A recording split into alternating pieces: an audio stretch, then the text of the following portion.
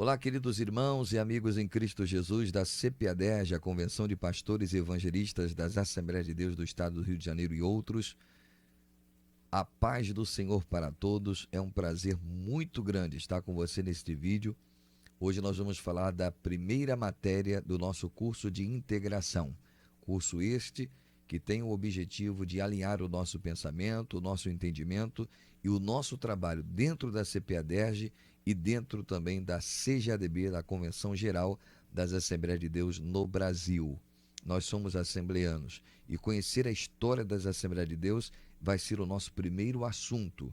Conhecer a história é importante para entendermos e valorizarmos esta denominação que teve seus pilares na manifestação do Espírito, na direção do Espírito e na obra missionária. A Assembleia de Deus é a maior denominação pentecostal do Brasil e, por que não dizer, do mundo, presente em mais de 200 países. E nós estamos alegres demais de pertencer a essa denominação cujos pioneiros deixaram um legado maravilhoso para todos nós. Hoje as novas gerações, elas estão seguras por estarem numa denominação solidificada na palavra de Deus, firmada no mover do Espírito, sobre os 4 pilares da pregação dos pioneiros. Jesus Cristo salva, Jesus Cristo cura, Jesus Cristo batiza com o Espírito Santo e Jesus Cristo voltará para buscar a sua igreja. Então, sobre esses pilares que nós estamos alicerçados. Então, hoje nós vamos discorrer aqui sobre a linha do tempo. Eu preparei para vocês uma linha do tempo com os principais acontecimentos, bons ou ruins, que aconteceram ao longo dessa história das Assembleias de Deus no Brasil. Eu falo ruins porque teve algumas divisões. E as divisões, elas fazem parte da história e nós não podemos apagá-la. Precisamos mencionar para que você possa ter o conhecimento. Eu indico 2 livros para você ler sobre a história das Assembleias de Deus no Brasil. Eu tenho um livro do Emílio Conde, que eu não sei se ainda a CPAD ela produz, que foi produzido no cinquentenário, no ano do jubileu da CGADB, foi lançado, dos cinquentenários da Assembleia de Deus, melhor dizendo, foi lançado o livro de Emílio Conde, que conta detalhes sobre a história de Gunnar, Daniel Berg e sobre os 50 primeiros anos das Assembleias de Deus. Aí tem a história de todas as igrejas de Pernambuco, em São Paulo, Minas Gerais, sul do país, enfim, em todas as regiões do Brasil, tá? É um livro muito interessante. Se você não encontrar, você entre em contato comigo pelo meu WhatsApp, que é o 21980805262. Eu vou mandar em PDF para você, tá bom? E outro livro que você pode adquirir, que é lançado agora, recém-lançado há poucos anos atrás, que é o livro da CPAD, em qualquer loja você vai encontrar, que é a História das Assembleias de Deus Ilustrada. É muito interessante, é um manual da história verídica da criação das Assembleias de Deus no Brasil, e eu recomendo também a leitura deste livro, ok? Vamos então conhecer, na linha do tempo, nas principais datas dos acontecimentos. Eu vou começar então mencionando o ano de 1879. Neste ano nasceu Gunnar Wingren, fundador das Assembleias de Deus no Brasil. Em 1884 nasceu também o seu amigo, o seu companheiro de jornada missionária, Daniel Berg. Em 1909, eles se reconhecem em Chicago. Eles não se conheciam, nasceram no mesmo país, foram se conhecer em 1909 em Chicago, numa conferência evangelística realizada pela Igreja Batista.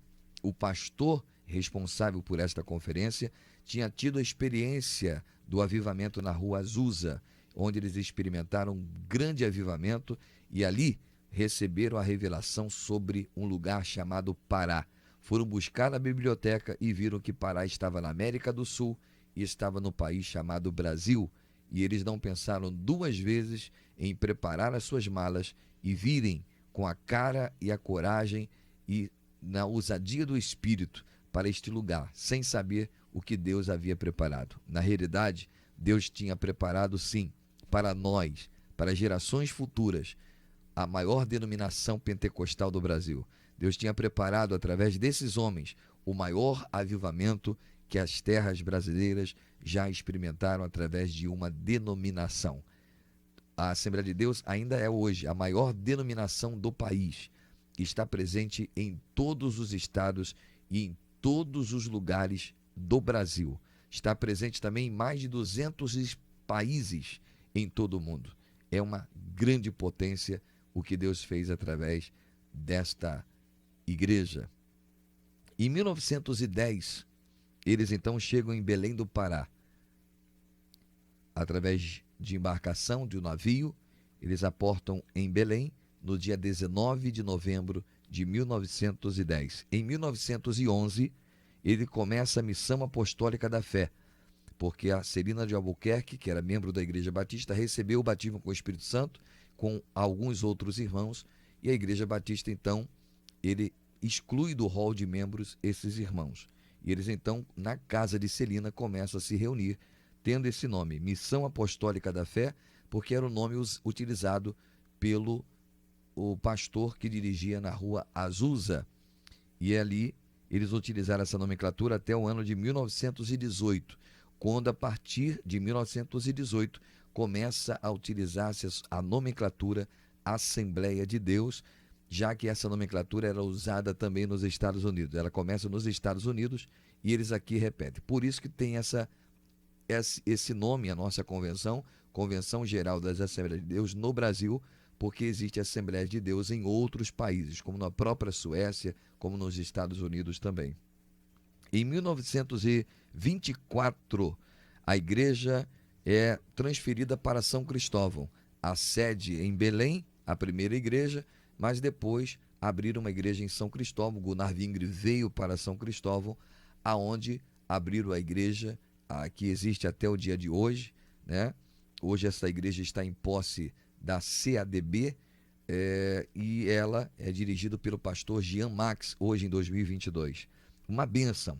A Assembleia de Deus em São Cristóvão foi dirigida durante muito tempo pelo pastor Túlio Barros, que também foi enviado de Belém do Pará para o Rio de Janeiro, ficando à frente desta igreja durante muitos e muitos anos.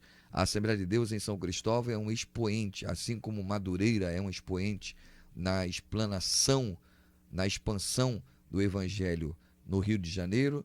Também São Cristóvão tem uma contribuição maravilhosa e nós não podemos apagar esta página da história, apesar dos acontecimentos que muitos de nós sabemos, tá? Mas faz parte da história das Assembleias de Deus e que jamais poderá ser apagada. Então, 1924, e nesse período de tempo, Rio de Janeiro era a capital do Brasil, né? Não existia Brasília ainda. É bom frisar que nesse período, nessa década de 20 para 30, de 1920 até 1930, houve uma expansão muito grande das Assembleias de Deus. Gunnar veio para o Rio de Janeiro, Daniel Berg foi para São Paulo, Joel Carlson estava na região do Recife, e vários outros líderes foram espalhados pelos estados do Brasil, né? Não só não só no Sudeste, mas também em todas as regiões. Isso foi muito importante para a expansão da nossa denominação. Foram os pioneiros, aqueles que deixaram o legado, né? Em 1929 é inaugurada a Assembleia de Deus em Madureira, não o templo. O templo ele é inaugurado mais à frente, em 1950, na década de 50, fez aquele templo que é hoje o suntuoso, mas a igreja de Madureira começa em 1929, através de Paulo Leivas Macalão, que foi discípulo de Gunnar Wingren. Paulo Leivas Macalão, que foi, juntamente com Frida Wingren, o responsável pelas primeiras composições, pela maioria dos hinos da harpa cristã e pela musicalização da harpa cristã que nós conhecemos até o dia de hoje, né? O Paulo Leivas Macalão, que era um exímio músico também, né? E ele então funda Madureira, era evangelista na época. Nesse período que ele está em Madureira, ele começa a abrir diversas filiais em diversos lugares, aqui no Rio de Janeiro, por exemplo, Bangu, Campo Grande, Santa Cruz. Essas igrejas foram oriundas de Madureira, do trabalho de Paulo Leivas Macalão. tornando-se o campo de Madureira um campo enorme, né? Inclusive, Paulo Leivas Macalão chegou a ser presidente da Convenção Geral das Assembleias de Deus do Brasil numa gestão, num período de tempo, né? Depois, então, em 1930 também, no mesmo ano, é lançado o Mensageiro da Paz, um jornal para falar das obras assistenciais, evangelísticas, missionárias das Assembleias de Deus em todo o país. Em 1934, é lançamento da revista da Escola Bíblica Dominical, que eu acho muito importante frisar aqui. A primeira revista foi lançada em 1934. No site da CPAD, você encontra lá um exemplar desta revista em PDF. Você pode consultar lá, tá bom? Em 1940, pastores, foi fundada a CPAD. Até então, os materiais impressos eram produzidos de maneira particular. E agora a partir de 1940, passamos a ter a nossa próprio parque gráfico, onde é produzido os nossos próprios materiais, trazendo para a denominação uma economia muito grande e gerando materiais de qualidade como conhecemos até hoje. Nós somos orgulhosos de ter uma CPAD, uma Casa Publicadora das Assembleias de Deus. Eu tenho orgulho de ver os teólogos que compõem a parte educacional da nossa CPAD. Eu tenho orgulho do pastor Ronaldo, que trouxe para a CPAD um crescimento exponencial depois da sua direção, que nós vemos hoje em todo mundo, a qualidade, né, o investimento que foi feito, as obras magníficas literárias que foram produzidas por grandes expoentes como Cláudio Honor de Andrade, como Antônio Gilberto e como muitos outros que poderíamos mencionar aqui, tá?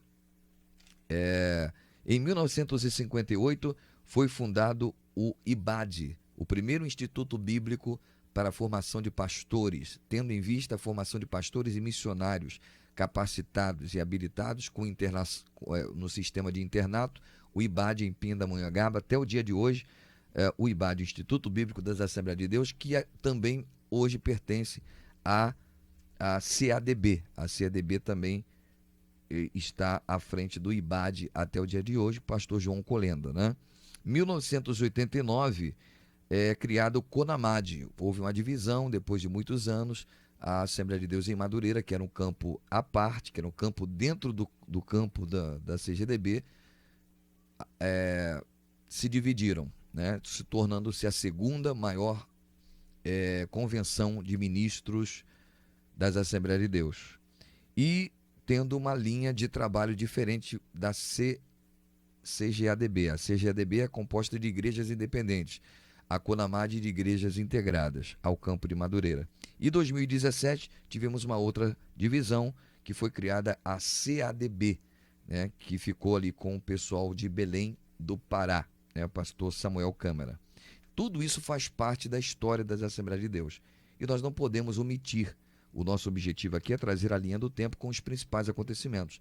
É claro que teve o ano que foi inaugurada a harpa cristã. Então, essas datas, que são coisas internas, eu não vou frisar aqui. Eu frisei apenas as datas mais importantes dos acontecimentos mais importantes até os dias de hoje. Eu sugiro que você, ministro, visite o site da CGADB. O site da CGADB tem lá a galeria de todos os pastores presidentes, que eu acho muito importante, ficaram ali registrados na história. Você tem ali a história das Assembleias de Deus, um resumo da história das Assembleias de Deus. Visite o site da CGDB para você compreender quando ela foi criada, quem foram seus fundadores, os propósitos. Lá tem os documentos, né, que você pode baixar, a ética pastoral, né, o estatuto da CGADB, o caminho que a CGADB traçou para que nós possamos seguir. E nós, como convenção estadual, nós estamos dentro desta linha também da nossa CGADB. Eu quero fazer uma alusão que depois de tantos presidentes que nós tivemos, né, maravilhosos, que todos eles tiveram no seu período de tempo uma grande contribuição para o crescimento da nossa denominação, eu quero destacar o pastor José Wellington Costa, o pai, né? O pastor José Wellington ficou durante 25 anos à frente da CGADB. Muitas pessoas às vezes criticam por isto, mas com ele houve uma nova guinada na CGADB a nível Brasil e a nível mundo, tá? Durante a sua gestão. E também, durante a sua gestão e agora na sucessão com José Wellington Costa Júnior, nós estamos agora tendo também um novo período de tempo com aquilo que já estava estruturado, se estruturou mais ainda, e a tendência é que nós venhamos crescer aí nos próximos anos, sem dúvida alguma, de uma maneira exponencial, tá? Os departamentos principais que compõem a nossa convenção geral é EMAD, Sename, FAECAD, né? UNEMAD e CPAD. São os órgãos principais que compõem ali os departamentos dentro da nossa CGADB, além do Conselho de Educação e Cultura, o SEC e muitos outros setores maravilhosos que dão assessoria a nós pastores, jurídica, assessoria psicológica, pedagógica também, né, através dos cursos preparatórios, e realmente é um trabalho fantástico que a CPAD faz. E a CPAD, juntamente com a CGADB, realiza. E também a CPADERJ, a nossa CPADERJ, também possui trabalhos internos, assim como todas as convenções estaduais têm os seus trabalhos com jovens, com adolescentes, com mulheres, com crianças, e a CPADERJ também faz um trabalho neste nível, e nós estamos ainda com a convenção nova, número 71, da nossa CGADB. Ela também realiza já trabalhos que você vai ficar conhecendo melhor, juntamente com a mesa diretora, e que eu vou estar falando no próximo vídeo, tá bom? Eu espero que você tenha gostado desse vídeo, e nós vamos ficando por aqui, e até o nosso próximo encontro.